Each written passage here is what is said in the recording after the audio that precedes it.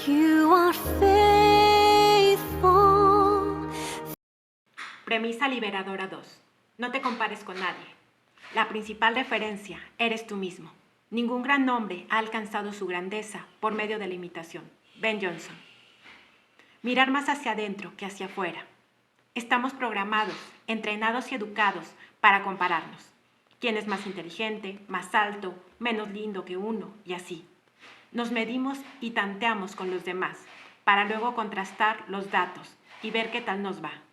Pero lo que realmente nos importa es compararnos psicológicamente para establecer quién es mejor, quién es más.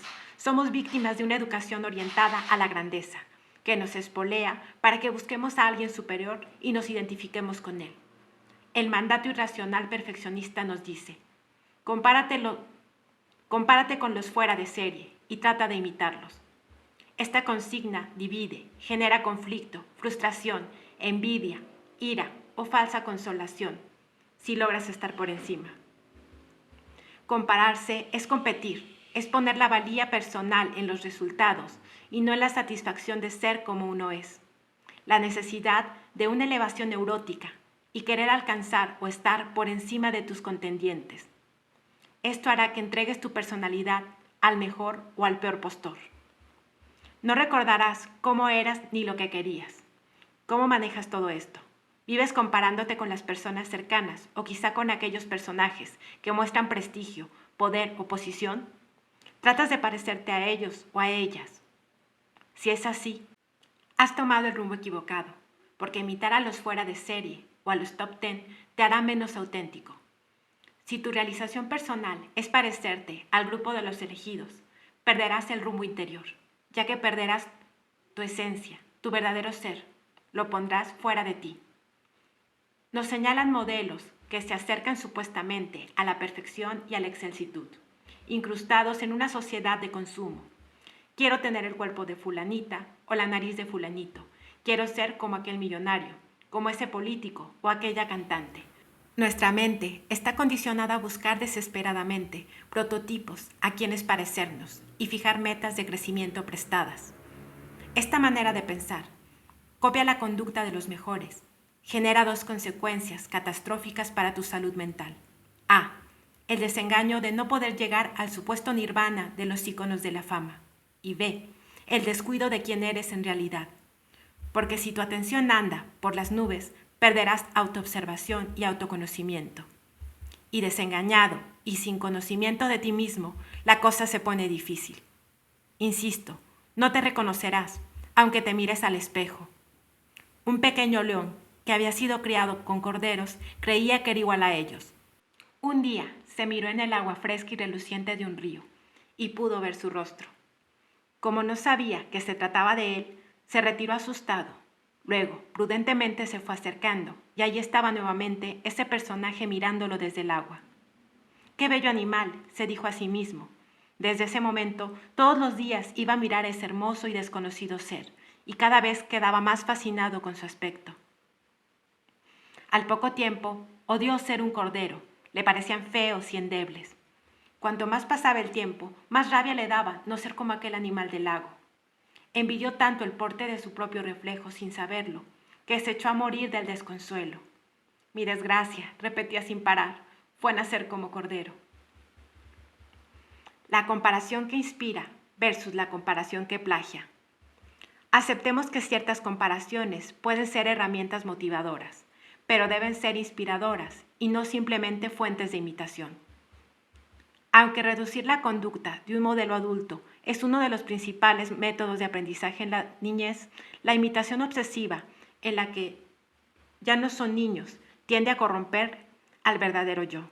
En estos casos, la conducta no se produce desde dentro, ni se desprende de los propios talentos o de las convicciones más profundas, sino que es una mera copia y un comportamiento sin sustento. Cuando hablo de la buena comparación, no me refiero a copiar, sino a que adaptes las conductas y los pensamientos del modelo a tu realidad única e intransferible. No se trata de plagiar, sino de transitar por la senda que te suscitan, según tu modo y parecer. Que el referente inspirador sea un horizonte que entusiasma y no un proceso que te convierta en un clon Clonarse es reconocer que uno ya no tiene identidad propia, que se ha vendido a alguien especial. Debes elegir entre ser una reproducción o ser un original, entre ser alumno de un maestro, lo cual es bueno, o ser su fan. Ante una disyuntiva podrías preguntarte, frente a este problema, ¿qué harían en mi lugar Buda, Sócrates o Krishnamurti? Suponiendo que ellos fueran tus guías existenciales más importantes. Entonces, a continuación, podrías crear un espacio de reflexión y tratar de imaginártelos afrontando el asunto en cuestión, de acuerdo con el conocimiento que tienes de ellos. El ejercicio te servirá para aprender más de tus referentes, pero sobre todo, mucho más de ti.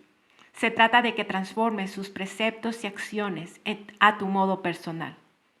Apóyate en las musas que te genera la gente que admiras y a partir de ahí, reinvéntate, sin ser la sombra de nadie.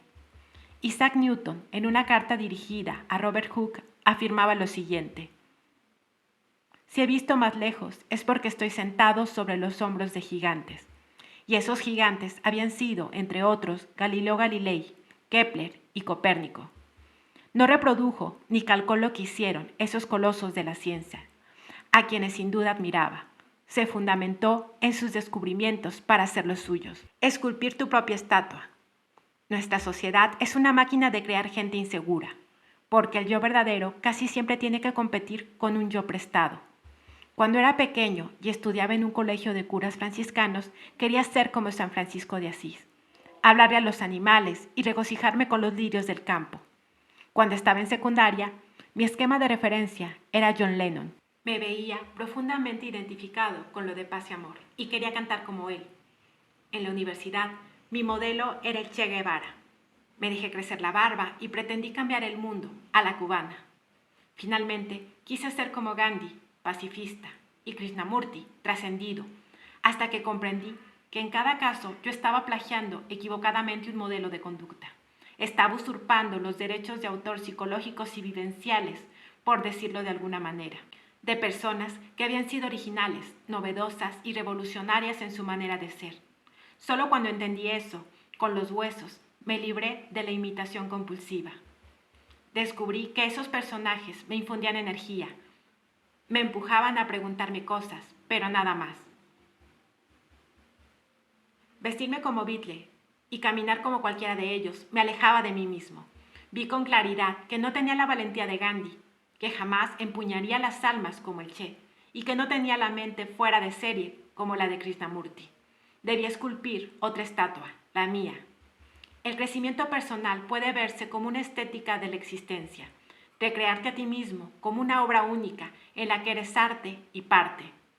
En mi libro, El camino de los sabios, cito a Plotino, un filósofo romano del siglo III después de Cristo, quien aconsejaba un método para hallar la belleza o la virtud interior.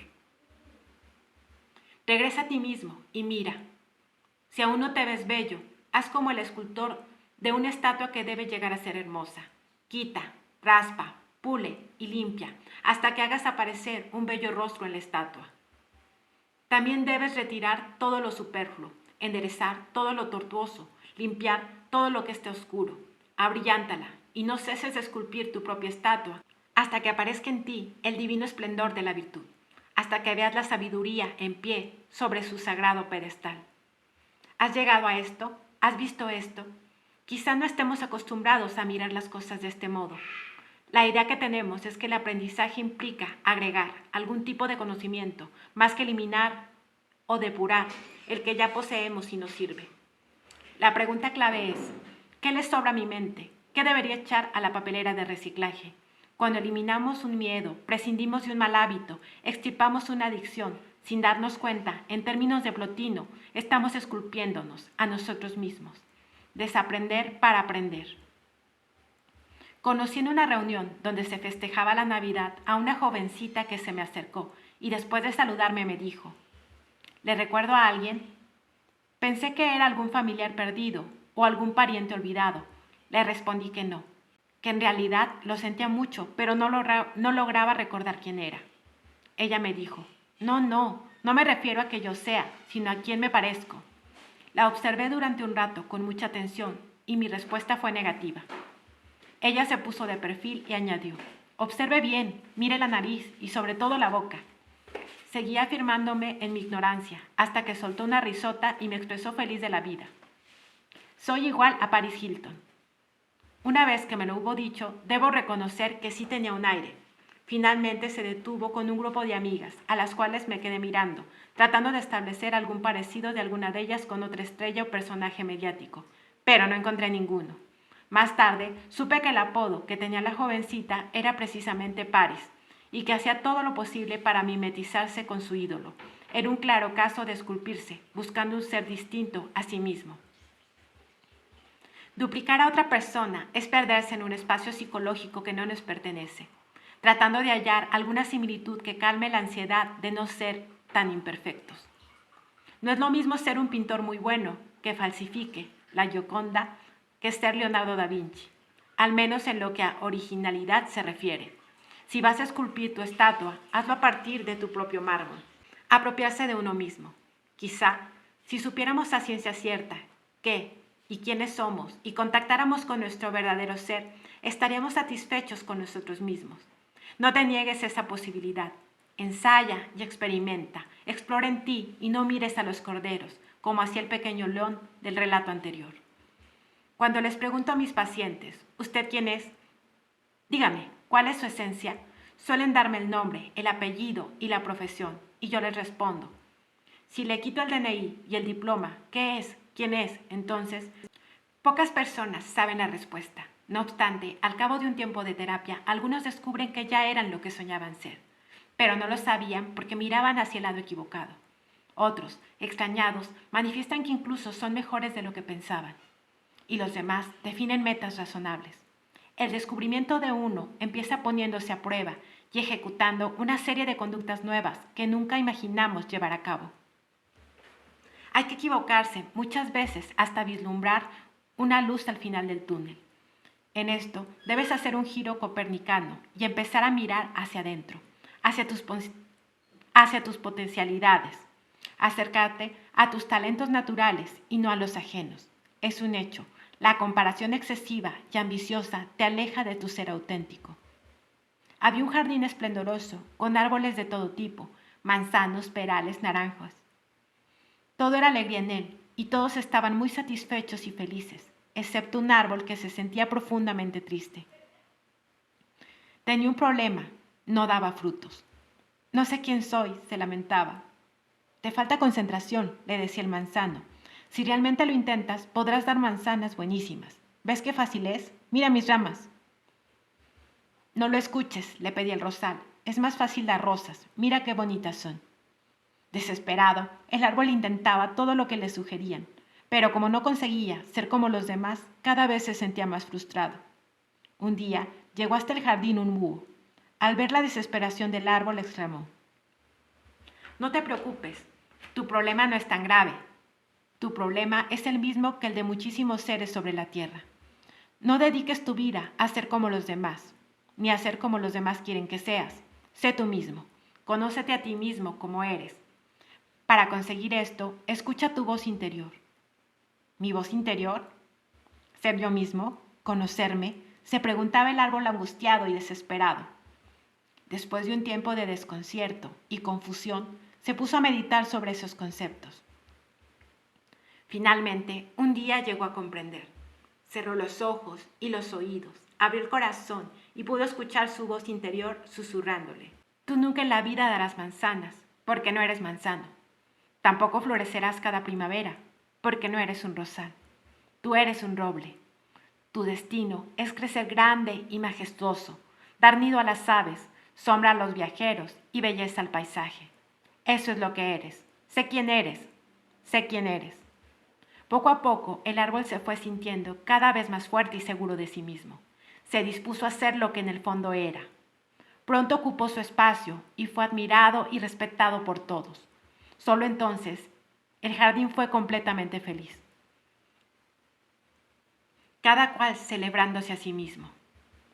Raspa tu mente, tu historia, escucha tu voz interior. Pregúntate qué cosas de las que haces te apasionan de verdad. ¿Qué te nace? ¿Cuáles son los atributos o las cualidades que posees y que casi siempre te han acompañado?